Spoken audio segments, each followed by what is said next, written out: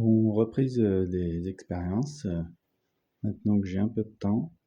Alors le but étant évidemment d'avoir de l'énergie à volonté, pour le chauffage notamment dans les pays froids comme nous. Et donc cette année j'ai fait toute une série de livres qui n'est pas finie et qui commençait par les électrolyseurs à unité sur lesquels j'ai travaillé une vingtaine d'années. J'avais fait des prototypes dans les pays étrangers et nous avions des bonnes économies d'énergie. On économisait 30-40% de carburant. Et évidemment, les véhicules ont évolué avec tout l'électronique, c'est de plus en plus difficile.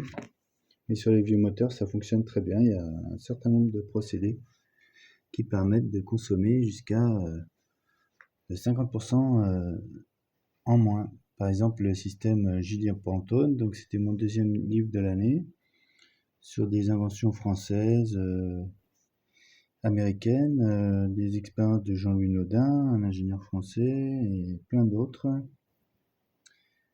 où les énergies proviennent d'une meilleure consommation, du meilleur brûlage des carburants, mais aussi des plasmas qui permettent d'extraire l'énergie de l'espace-temps.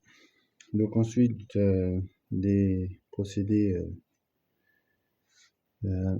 très physiques, et donc je suis passé à la recherche d'électricité, donc où j'ai publié ce livre sur Tesla, qui est la base de tout ce qu'on appelle l'énergie libre, qui est en fait l'extraction d'énergie radiante, d'énergie froide, de l'espace-temps, et qui utilise ce qu'on appelle le champ électrostatique, qui a été enlevé des équations physiques modernes et de l'enseignement moderne, qui est pourtant la source d'énergie.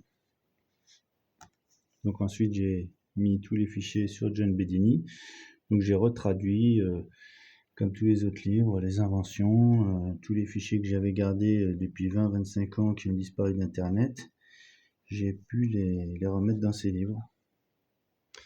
Et puis là, avec les étincelles et la fameuse Testatica, les générateurs d'énergie libre suisses, qui sont très connus dans le monde, là, dont il y a des plans, des reproductions par John Bedini, et tout un tas d'autres fichiers. Voilà, donc le froid arrive, il faut s'y remettre.